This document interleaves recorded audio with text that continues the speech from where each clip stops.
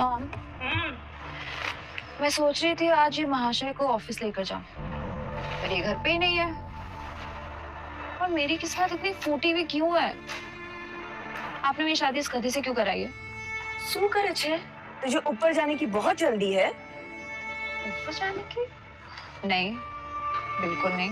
तो शांति से बैठ ना, क्योंकि तेरे सवालों का जवाब ऊपर तेरे पप्पा दे सकते हैं। तेरे साथ साथ मेरी भी किस्मत फूट गई।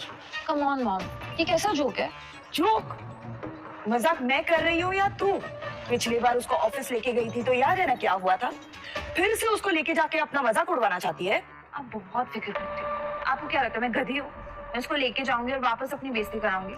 वैसे बस ऑफिस तक लेके जाऊंगी, अंदर आने नहीं दूंगी। फिर वो ज्वेलरी शॉप में जाएगा, मेरा नेकलेस लेगा और घर वापस आ जाएगा। और वैसे भी इससे ज्यादा मैं उसके साथ टाइम स्पेंड नहीं कर सकती। अभी चित्रा और अनिका नक्श को बुरा भला कह ही रहे थे। The future of security is here with digital and biometric locks by Harrison, the ultimate security. कि तभी नक्श वहाँ आ गया।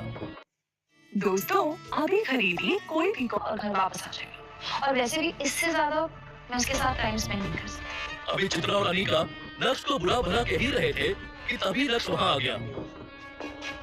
भाई साहब का एटीट्यूड देखने लायक था।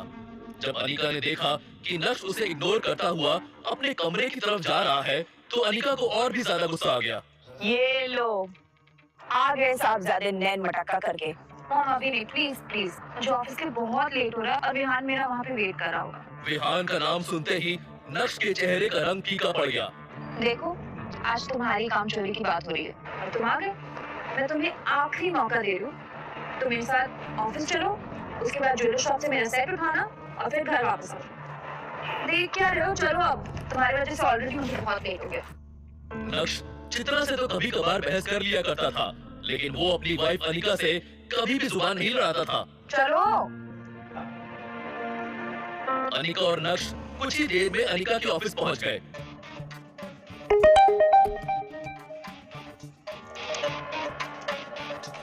अनिका जब अपने कैबिन में पहुंची तो उसका दोस्त और बिजनेस पार्टनर विहान बजाज पहले ही वहां बैठा उसका इंतजार कर रहा था। यार अनिका, मैं पिछले 1 घंटे से बैठा तुम्हारा इंतजार कर रहा हूँ। ये आदमी इतना खाली है कि 1 घंटे से यहाँ बैठ के मेरी बीवी का इंतजार कर रहा है। I am so sorry Vihaan, क्या है ना, कुछ लोगों के कारण देर हो जाती है। अनिका की बात सुनकर विहान के 1 घंटे इंतजार करने की शिकायत एक पल में ही गायब हो गई और वो बस मुस्कुराते हुए अनिका को ही देखे जा रहा था। वो आज बहुत ज्यादा खुश नजर आ रहा था। विहान, आज तुम बहुत ज्यादा खुश लग रहे हो। कोई लॉटरी तो नहीं लगी तुम्हारी? अब तुम्हारा आना किसी लड़के से करना क्या? भाई साहब, ये मत भूलिए कि आप एक ऑफिस में हैं और ये भी मत भूलिए कि आपको दोस्ती की सीमा नहीं लानी है। तुम चुप रहो। विहान, मैं समझी नहीं, तुम क्या बोलने की कोशिश कर रहे थे? विहान समझ गया था कि अनिका उसकी बात से थोड़ी अनकंफर्टेबल हो गई है, इसलिए उसने झट से बात बदल दी और बोला, इम्पोर्टेंट ये नहीं है कि आज मैं इतना खुश हूँ।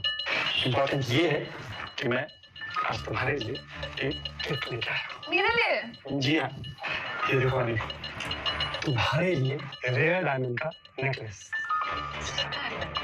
जी हाँ। कैसा लगा? अच्छा लग रहा है ना? अनिका, ये असली डायमंड का नेकलेस नहीं है, बल्कि ये तो कॉपी है। यकीन मानो मेरा, ये फेक है Anika.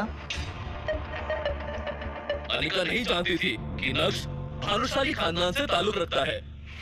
Bhanushali group rare diamond के बिजनेस में भी है और क्योंकि नक्श भानुशाली ग्रुप का हिस्सा रह चुका था, इसलिए उसे डायमंड की अच्छी खासी परख थी।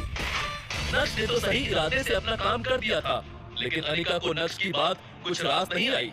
तुम्हें बोला है ना, बीच में मत बोला करो, चुप रहो।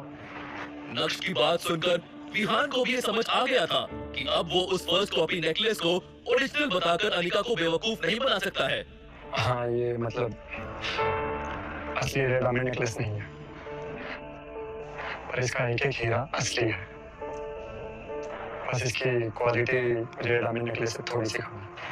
और अनिका, मुझे जब भी रेयर डायमंड नेकलेस मिलेगा ना, मैं डेफिनेटली तुम्हारे लिए लेके आऊंगा। वाह, बहुत अच्छी बात है। मतलब रेयर डायमंड नेकलेस इस दुनिया में सिर्फ 10 बने हुए हैं और ये भाई साहब लेके आएंगे। ऐसे इंसान का तुम भरोसा नहीं कर सकती हो। अरे झूठ बोल रहा है तुमसे, आगे नहीं झूठ बोलेगा, कोई काम का नहीं है ये। और तुम्हें रेड डायमंड नेकलेस की क्या जरूरत है अनिका, जब तुम्हारे पास असली डायमंड है। आज अनिका को विहान की हरकत से ज्यादा इस बात पर हैरानी हो रही थी कि अचानक नक्श के अंदर हर बात का जवाब देने की हिम्मत कहां से आ रही है। तुम चुप रहोगे? नक्श के मुंह खोलने से पहले विहान को लगा था कि अनिका नेकलेस देखते ही उसके प्यार में पागल हो जाएगी। आखिर वो उसे कोई छोटी चीज नहीं, डायमंड का हार दे रहा था। अब पोल तो उसकी खुल चुकी थी, तो वो करता भी क्या? शांति से चुप बैठने के अलावा उसके पास करने के लिए और कुछ भी नहीं था। पर इस वक्त अनिका के पास विहान को दिलासा देने के अलावा और कोई चारा नहीं था। तो क्या हुआ विहान, अगर ये कम क्वालिटी वाला डायमंड नेकलेस है, ये नॉर्मल सी बात है। अब हर कोई वो रेड डायमंड वाले नेकलेस तो नहीं खरीद सकता ना। और वैसे भी हमारे देश में ऐसे बस 10 ही हार हैं। और जहाँ तक मुझे याद है उसमें से एक हीरे की नेकलेस की नीलामी हुई थी और वो डायमंड नेकलेस कहीं 1.5 से 2 के बीच में, 2 करोड़ के बीच में बिका था। किसने खरीदी वो तो मैं नहीं जानती हूँ, पर यहाँ तुम्हें कोई रेयर नेकलेस लाने की जरूरत नहीं है। ये भी बहुत सुंदर है। I really love it and you know what, मैं इसको बहुत संभाल के अच्छे से रखूंगी। Thank you so much. Anika की बात सुनकर तो विहान के जैसे तोते ही उड़ गए। इस हार को खरीदने में ही उसे पसीना आ गया था। भूल जाओ बेटा विहान, अनिका को इम्प्रेस करने में कंगाल हो जाओगे, कंगाल। वहीं नक्श अनिका को परेशान देखकर अपने किए पर पछताने लगा और सोचने लगा कि इतनी बड़ी बात हो जाने के बाद भी अनिका विहान का साथ दे रही है।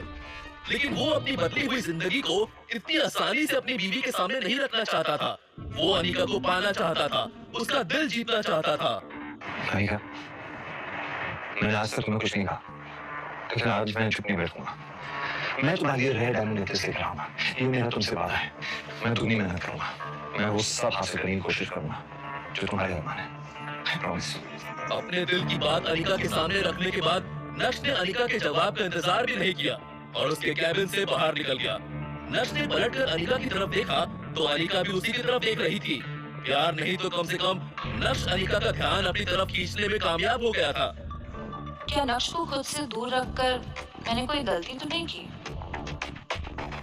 ये क्या सोच रही हूँ मैं? विहान मेरा बिजनेस पार्टनर है, मेन इन्वेस्टर है। नक्श की इस हरकत की वजह से अगर विहान कंपनी से बैक आउट कर गया तो क्या होगा? नहीं नहीं, नक्श की वजह से मैं मेरी इतने साल की मेहनत को जायज नहीं जाने दूंगी। मुझे नक्श की नहीं, विहान की जरूरत है। सुबह का समय था और सारे एम्प्लॉयज अपने अपने काम में बिजी थे। लेकिन जब उन्होंने नक्श को कॉन्फिडेंस के साथ बाहर जाते देखा तो सब उसे घूरने लगे थे।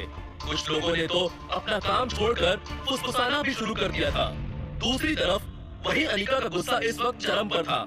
आज पहली बार नक्श ने उसके साथ बदतमीजी की थी, इसलिए वो भी नक्श के पीछे पीछे कैबिन से बाहर आ गई।